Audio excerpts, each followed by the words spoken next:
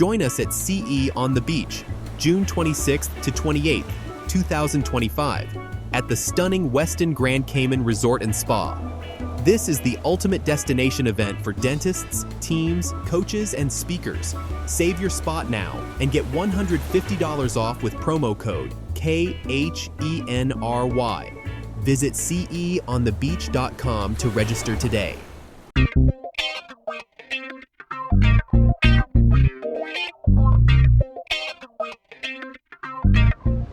Welcome into another edition of the Dental Assistant Nation podcast. My name is Kevin Henry, founder of the Dental Assistant Nation, and so glad you've joined us for another episode.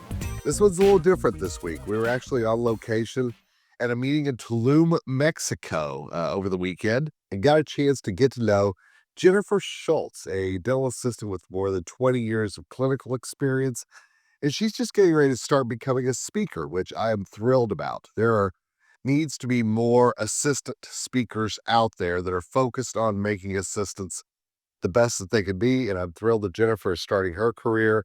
Can't wait to see what she does. So this episode's a little bit different because we were actually sitting poolside, having a chat one-on-one. So our normal video that you see on YouTube is not there this week because, we were on island time, right? But I think you're going to find what she says really interesting, not only about why she is launching into her career, but also how she did it, because I know so many of you want to become speakers, as well as her advice on tipping in the dental practice and a lot of other interesting things. So I can't wait for you to hear this episode recorded live in Mexico, and we will be back next week, I'm sure, with another video. But until then, please listen to Jennifer Schultz and learn what you can from this amazing dental assistant. Honored today to be in Tulum, Mexico. We just finished up an amazing SCN Unplugged on the road south of the border, and so excited that Jennifer Schultz joined us for this as well. Hey, Jennifer, how are you? Good morning. How are you? I am great. I'm excited you were down here. It's been a beautiful and wonderful experience. A lot to soak in and absorb and start fresh on tomorrow. All right. Well, I know you've got a lot going, and we're going to talk about that in just a minute. But first, I want our audience to know a little bit more about you. I have been an assistant now for 22 plus years. I've had the joy of being in general, cosmetic, oral surgery. I was trained by a dentist for dentists, so I love that. That gives me just a little more of an edge. Sure. And right now I'm temping and throwing myself fully into this. So I want to talk about that in just a minute, but let's talk about you coming down here. I know you're just starting your journey as a speaker. What is it that you want to speak on, and what is it that kind of motivates you to jump into this? I want to focus on chairside. I want to focus on, there's so many things that I've learned just with being with my doctor and seeing and temping that I didn't realize that other assistants didn't know, which is simply handoffs, way to communicate, true knowledge of procedures, terminology. There's so many things, like how to listen to a way a patient speaks dictates how their partial or their denture is fitting, and that you know how to adjust it better. And how much of that listening then do you say to the doc, hey, I think we may need to check this? How much of that do you take the lead with versus what the doctor takes the lead with? I think it's a 50-50 split. Okay. Doctors respect that they see that I know what I'm talking about, and it's been nice for doctors to actually ask my opinion. What do you think? Okay. See it from your angle. What are you seeing? We're their second set of eyes. So from our angle, if we're doing distal of 4, I can see the mesial of 3 and things like that. So it's really cool. Do you see anything on your side? Yeah, there's a little area there. You want to check that? Or if they don't see it, I can say, can you check the mesial of 3? And they're really responsive to that. And they're grateful, like, oh, we can get that done while you're numb. So that's really cool that I have the opportunity to be asked and they consider my view. And how long did it take you to get comfortable doing that? In all honesty, it did take a little bit of a time. Yep. It took training from my doctors to train me to, what do you see on your side? And giving me the opportunity to speak. Okay. Maybe 4 years or less. So my doctor really did want to instill everything in me. And what I saw from my side was key for them. So it really gave me the ability to speak up pretty fast. What's the biggest lesson you've learned that you want to pass along to other dental assistants who maybe are just coming into the industry? don't be afraid. Don't be afraid to see your side of things and voice your, I see this, or maybe the tooth is a little long.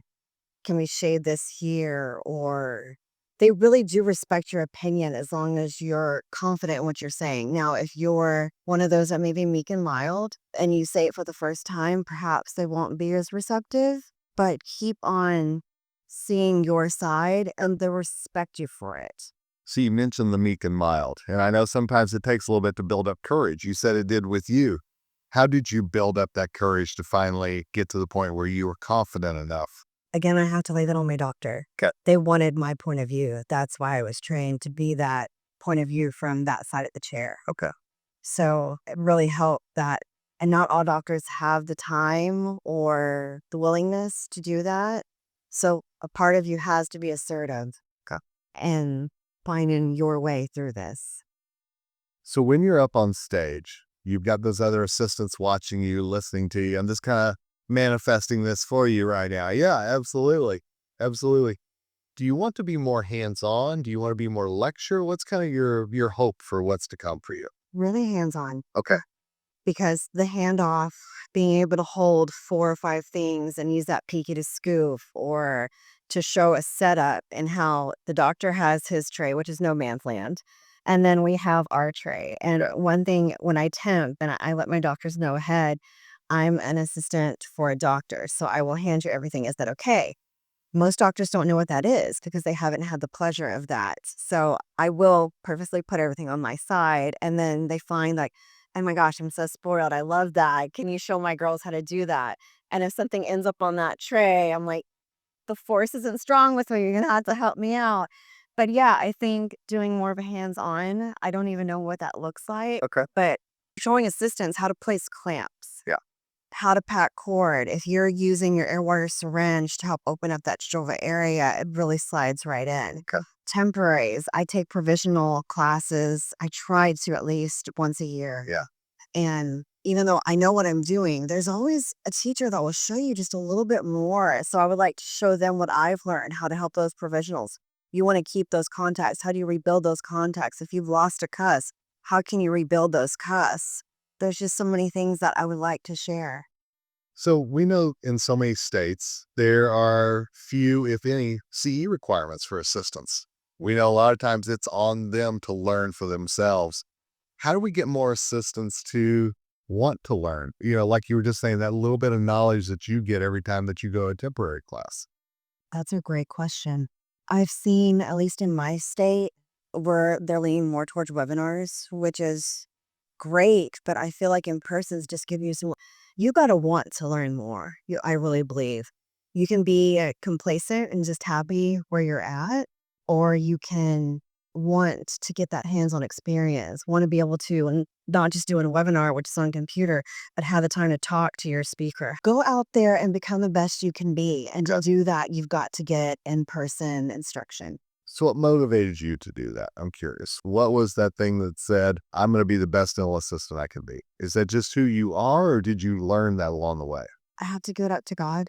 Okay. He brought me on this path, and my very first patient, I'll never forget, I shoved the suction pretty much down his throat and tried to intubate him. But I fell in love with everything about it, and I was honored to come back. And everything I learned was just, it's like when you open the door in the morning and the sunlight just shines through. This is what I was meant to do.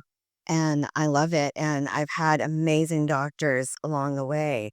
Dr. Hutchins, who I was with for 18 years, he really cultivated who I am and just raised me up as an assistant. And it's hard to find a doctor who will do that. And texted him last night and told him thank you. And he's excited to see where I go with this. That's cool. To have the doctor behind you is such an important thing. And I'm so glad you found that in your career. I know a lot of assistants still haven't, to be honest with you. So let's go back to what I was going to ask you and go about temping, because you're in that right now. What are the biggest joys in your mind of temping and the biggest challenges of temping as well? I have to say there's a lot of joys. Okay. When I step into an office, the first thing I do is I ask the doctor how does he like his procedures. And then I go over, do you like handoffs? A lot of them, again, they haven't been treated that way or spoiled. So seeing the doctor really react to me spoiling them, I guess. Yeah. It's a joy for me. And Usually within that first patient, I'm asked to come back or stay, although it's not in my future right now. This is my future, I feel, the down halls. Sometimes there are other office members that treat you like a temp. I mean, there is a real reality. People think that temps aren't as knowledgeable. I have to show my strengths real quick and I do it right out of the gate. But some places won't let you do what you're talented to do. How do you get past that? I mean, that's got to put a little stop in your day whenever you feel like you don't belong or somebody's making you feel that way. I'm very bold and confident. There's a situation, a lot of doctors tend to want to do temporaries, I think, because we're assistants. And I let them know I've taken a lot of professional course. Can I do it? And they'll say, no, I'll come back in. I don't recommend doing this to always, but I'll usually start it anyways. And they come in, they're like, wow, your contacts are great. Your margins look great. You want to do the rest for the day? I'm confident enough in my skill set that I'll step over a little bit to let them know that this, and again, it's not for everyone, but to let them know I'm here to help you. Let me do my job to make your job easier. Again, we're on today with Jennifer Schultz. We are live in Tulum, Mexico. Not a bad place to be. Right after the Speaking Consulting Network Unplugged meeting here in Tulum. So if I'm talking to you 5 years from now, what do you wanted the last 5 years to look like? I want to be out there helping the next generation. I want to get emails 5 years from now from assistants that I've helped and they bring their confidence up and their skill set up. I want to be doing hands-on courses. I just want to make the next assistants coming up confident and better in their skill set. What was the moment that you decided, I'm going to start speaking? I'm going to start trying to be out there and helping others? I just happened to be temping one day. And again, it just happened so fast that our doctor asked if I would come back and train his assistant to do what I was doing. And that's when I started thinking that maybe there's something I can do to help others. And then I mentioned this before, I got a compliment from an assistant that I was really good at suctioning, which I thought was the most bizarre compliment. And I didn't realize there's things that I was doing that others weren't doing. And so that little seed was planted. And then I kept thinking on it and really dragging my feet. And there came a point where God was ready for me to take that next step. And I was reluctant. Quitting your full-time job is your security blanket. Okay. Yeah. And I was reluctant to do it. But he gave me a swift kick in the butt. And this is what I'm going to do, Lord. I'm going to follow your path. And I'm here. And did you talk to your dentist about that and say, this is what I want to do? Or No, okay. I didn't. I had told other girls in the office this is what I was thinking of doing. Okay. I was a clinical host at our local Star of the South, and I did tell an associate that this might be something I want to do, and she was all for it. Again, she was a doctor that came in that wasn't used to being spoiled, and she gave me a beautiful compliment. She said I made her a better doctor by helping her do that, and that was just another thing that gave me a push that I should be doing this. That's a great compliment right there. Yeah. I mean, seriously. So what's the suctioning tip? I mean, I've got to ask, what makes you such a great suction? I do what you're taught. Put that suction right next to the tooth. If they're on the facial, you need to be on the facial under the lip, not on the lip, not away, not behind. I literally get that suction right under the lip. And with my slow, sweet suction, I mean, we're in the back with the crown. Sometimes I got to get that one into, Well, obviously it's something because I don't know that I've heard that compliment before. I've got to be honest with this. And no, it's actually pretty cool. I think there's different skills that each of us have. We don't realize until somebody else points it out sometimes. yeah, So I think that's basic 101. I mean, don't shove it down their throat and intubate them like I did the very first time. That was not a skill technique you should do. if there's an assistant out there listening to this, what's the biggest piece of advice you would give to her right now that if she says, you know what, I'd like to go down that path like Jennifer is talking about? What would you say to this generation that one day wants to be you? Because there will be those. Learning, knowledge is power. It truly is. Take the time to get into those in-person CE courses. Talk to your doctor. Let them know that you want to do more. You want to learn more. A conversation needs to be had.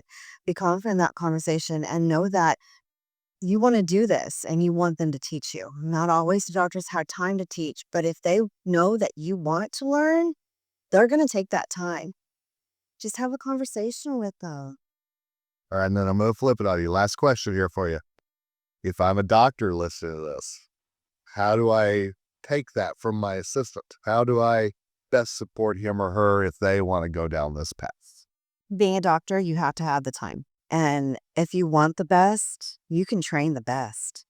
Just take the time to train the best. Okay.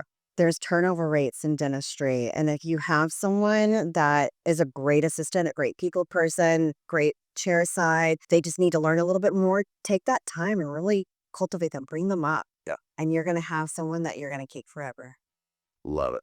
Hey, Jennifer, if people want to learn more about you, if they want to reach out, pick your brain, whatever that is, what's the best way to do that?